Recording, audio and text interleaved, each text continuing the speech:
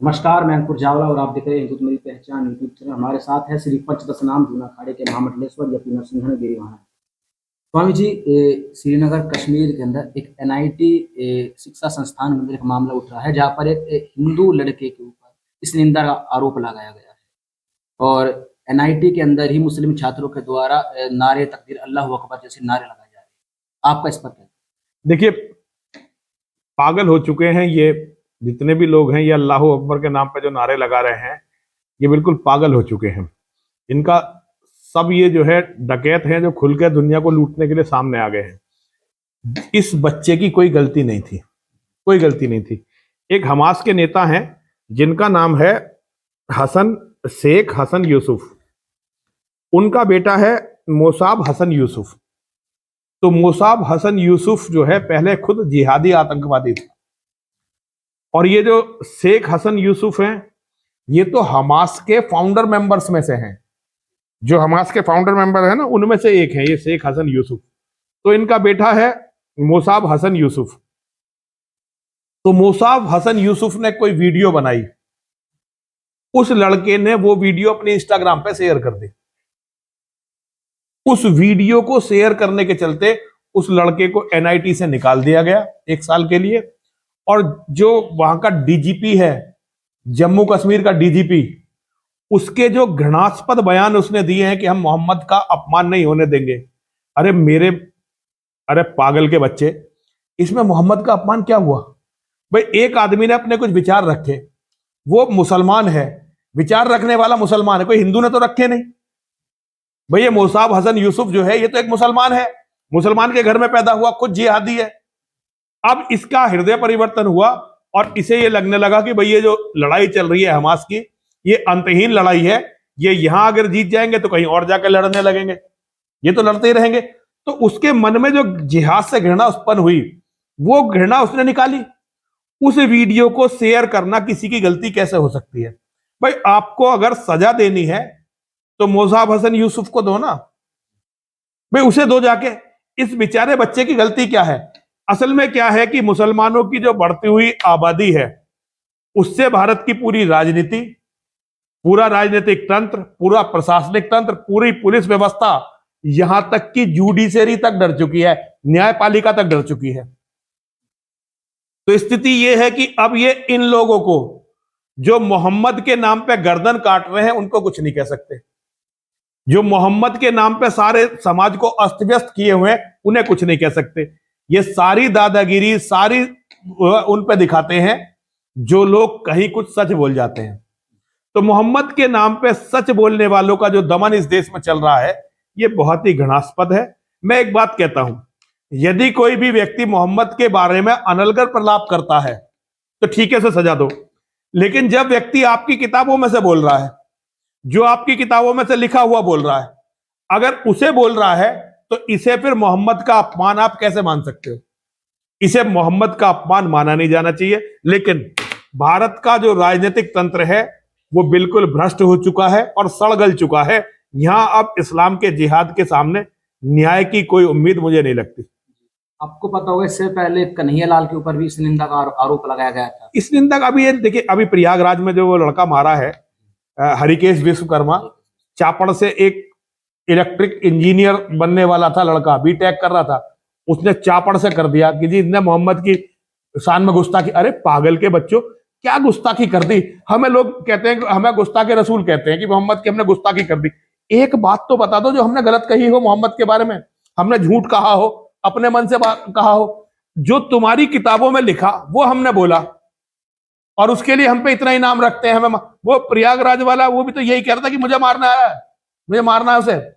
तो देखिए, मैं तो समझ ही नहीं पाया कि तुमने जो अपनी किताबों में लिखा, अगर हम उसे बोल रहे हैं तो ये कैसे गुस्ताखी हो गई? अगर हम अपने मन से बना के कुछ बोल रहे होते तो वो गुस्ताखी होती। सच बोलना गुस्ताखी कैसे हो गई? लेकिन कोई पूछने वाला नहीं है, कोई इनके सामने बोलने वाला नहीं है। हमारा पूरा राजनीतिक तंत्र इनके सामने खामोश है, प्रशासनिक तंत्र खामोश है, न्यायिक तंत्र खामोश है, यहां तक कि हमारे धर्मगुरु तक खामोश है। तो हमें तो एक तरह से, अच्छा मीडिया इन्हीं को हाईलाइट करता है। मीडिया दिखाता ही नहीं कि किस तरह से पागलपन, अगर हम सच बोलते हैं उसे विवादित बयान बताते हैं। तो ये हमारे यहाँ हिंदू जो है पागल हो चुके हैं। उस वीडियो में मैंने भी देखा था, उसमें दास्ता के नाम से लेकर कुछ आपत्तिजनक शब्द उसमें बोले गए थे, लेकिन मीडिया के द्वारा उन शब्दों को काट दिया गया और उनको ऐसा कर दिया गया जैसे कि दास्ता नहीं, वो छुपाना, देखिए वो असल में क्या है कि मीडिया गुलाम है नेताओं का, क्योंकि उन्हें एड सारे सरकारों से मिलते हैं। सरकारें हमें मरवाना चाहती हैं, सारी सारी दुनिया जानती है। ये तो मेरे पे माँ और महादेव की कृपा है कि मैं अभी तक जीवित हूं, वरना सरकारों का तो कोई कसर है नहीं हमें मरवाने में। सरकार ये छिपाना चाहती है कि वो हमें मारने के लिए आना चाहता है, मतलब उसने आह्वान किया है खुल के हमारी हत्या का, लेकिन सरकार की अपनी प्रॉब्लम है। सरकार नहीं चाहती कि ये बात जनता को पता चले, तो ये सरकार की प्रॉब्लम है भाई। बाकी उसने तो साफ साफ कहा था कि डांसने वाले को, और फिर गाली बकी थी कि मुझे मारेगा, तो वो कोई बात नहीं, मुझे तो सभी आतंकवादी मारना चाहते हैं। जिहादी, आतंकवादी शब्द गलत है, ये सारे जिहादी मुझे मारना चाहते हैं, इसमें कोई नई बात नहीं है। ये उसके बाद भी जब SIT ने अलीगढ़ के अंदर आतंकवादी को गिरफ्तार किया था जो ISIS के थे, उन्होंने ये सच उगला था कि हम यति नरसिंहन की हत्या करने के लिए जा रहे थे। उसके बाद भी देखिए, ये सबको पता है कि जितने भी आज आतंकवादी जिहादी जो हैं, ये कहीं भी हैं पूरी दुनिया में, वो मुझे मारना चाहते हैं। और मुझे भी मारना क्यों चाहते हैं? क्योंकि जो मोहम्मद का सच था मैंने पूरी दुनिया को बता दिया भाई। मैं चिल्ला चिल्ला कर मोहम्मद का सच पूरी दुनिया को बता रहा हूं, इसलिए तो मुझे मारना चाहते हैं। मेरी जगह दुश्मनी थोड़ी है। मैंने कौन सी इनकी भैंस खोल ली? मैंने कौन सी इनकी किसी औरत को चीरकौटी काट ली? मैंने कौन से इनकी कोई औरत छेड़ दी? मैंने कौन से इनकी कोई जमीन कब्जा ली? भाई मैंने इनका कोई नुकसान जिहादियों का नहीं किया। केवल जो मोहम्मद की सच्चाई इनकी अपनी किताबों में लिखी हुई थी, वो मैंने दुनिया के सामने बता दी। केवल इसी के कारण ये चिढ़ के मुझे मारना चाहते हैं। भाई मेरी समझ में ये बात नहीं आती, लेकिन बस यहाँ भारत का तंत्र है, इनके सामने दयनीय रूप से समर्पण किए हुए है। मेरी समझ में नहीं आता कि इनका क्या कहा जाए, क्या ना कहा जाए। NIT के अंदर, कश्मीर के अंदर हुआ, उससे पहले प्रयागराज में और जो भी पूरे देश में होता, अब तक तत्कालीन सरकार की ओर से कोई इस पर बयान नहीं आया है। देखिए, सरकार तो नेताओं से होती है ना, सरकार को तो नेता चला रहे हैं, और नेता बहुत ही कायर हैं, हमारे नेता कायर हैं। वो कोई बयान इस पर नहीं देंगे, हिंदुओं पर बयान देंगे, हिंदुओं पर बयान देंगे। कोई जिहादी मारा जाए तो उसके लिए संसद में रो भी सकते हैं। भारत के माननीय हमारे जो हिंदू हृदय सम्राट, जो हमारे बहुत बड़े नेता हैं, भारत के सबसे बड़े सर्वमान्य नेता हैं, वो संसद में गौ हत्यारों को और गाय के चोरों के लिए रो भी सकते हैं। लेकिन हिंदू निर्दोष हो, कितने हिंदू मर जाए, उसके लिए किसी का बयान आना, कभी बयान नहीं आता। जम्मू कश्मीर प्रशासन ने जो गैर मुसलमान जम्मू कश्मीर में पढ़ रहे हैं, उन्हें तत्काल में जम्मू कश्मीर छोड़ने के लिए कहते हॉस्टल वगैरह, शिक्षा संस्थान जो भी खाली करने होते थे उसको कर दिया। 370 हटने के बाद सरकार ने ये दावा किया था कि कश्मीर के नहीं, देखिए वो झूठा दावा है। 370 हट के कोई फर्क नहीं पड़ा, ये सब फर्जी बात है। 370 के हटने से कोई फर्क नहीं पड़ा। जो कल हो रहा था वही आज हो रहा है। आपको नहीं लगता कि NIT के अंदर जो हुआ उसके बाद जो लोग नारे तकबीर अल्लाह अकबर का नारा लगा रहे हैं, उनके खिलाफ कोई कार्रवाई हुई? मुझे नहीं लगता। देखिए, मुझे नहीं लगता।